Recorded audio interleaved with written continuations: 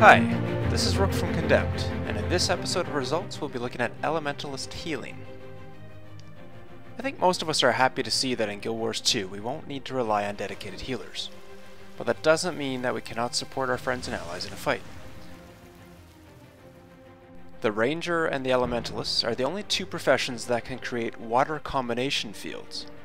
The Ranger can create Healing Spring as their heal skill, and the Staff Elementalist can cast Geyser and Healing Rain. That's not to say that other classes can't heal or protect, but these are the only two professions that can create healing combination fields, which can be very, very powerful. For the Elementalist, Healing Rain is a longer duration, large area spell that gives regeneration to people in its field. It provides only 2 seconds of regeneration, which only heals for 130 to about 190, depending on traits and gear. It doesn't sound like much, but the regeneration stacks up to 10 times between the initial cast and the 9-second duration, providing regen of about 2600 to 3800 if enemies don't move quickly to remove this boon. If you add some points to your arcane power traits, as well, it can last even longer, providing more healing. Certainly nothing to sneeze at. Now that's certainly good, but what's better still is when you combine this skill with a combination finisher such as Blast. The Blast finisher creates an area heal that provides an immediate bonus of about 1960 health. Healing power and gear can increase this to just over 2000, but that's a minimal increase, about 5% compared to the number of stats needed to create that bonus. At present, I'm not sure how many Blast finishers you could coordinate in a water combo field. Several Blasts providing 2000 point heals could be a huge bonus in a large world versus world battle. Even just one Blast providing a quick 2k heal to many people can stop a team wipe. It gives team members the time to get their own heals and dodges back up. A skill that's similar to just the combination that gives you the Blast is actually the Geyser skill.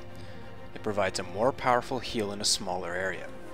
The base is 808 and it lasts for 2 seconds, so you get 1600 health back to allies nearby the target location. This skill is more strongly affected by your healing power too, which with gear and traits can increase to about 925, or almost a 15% increase. With Geyser, you can also do Blast combinations, so I often find myself casting it just ahead of where our group is moving for a quick heal to keep us in the fight, followed by Healing Rain once we don't need the urgent help. The Blast finisher is fantastic, big heal. The projectile finisher with water appears to provide us much smaller heal, actually about a extra 2 seconds of regeneration for each projectile finisher you use. When you stack this multiple times, say by switching to Earth and spamming Stoning while standing in rain, you could keep regeneration running almost 66% of the time on yourself, if anyone was foolish enough to leave an Elementalist alone for that long.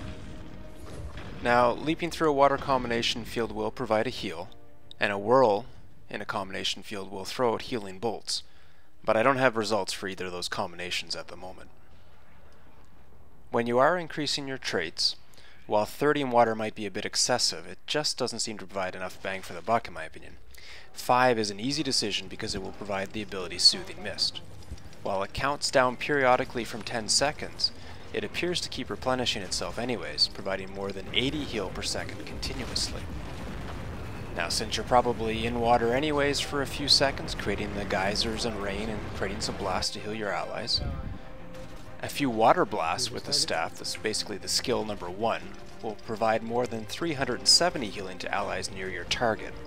This is another skill that you can bump up a fair bit, about 10% with enough gear and traits, but the base level by itself is quite useful as it is. Now there are lots of other traits in water magic that can help remove conditions, add regeneration, or spread boons to other allies. I don't have time to explore those bonuses right now, and if you've seen the other video on combinations, you already know how powerful the water skill Frozen Ground can be when used in combination with projectiles to slow down fleeing enemies, or as a Frost Aura when you're in the middle of a push against superior numbers.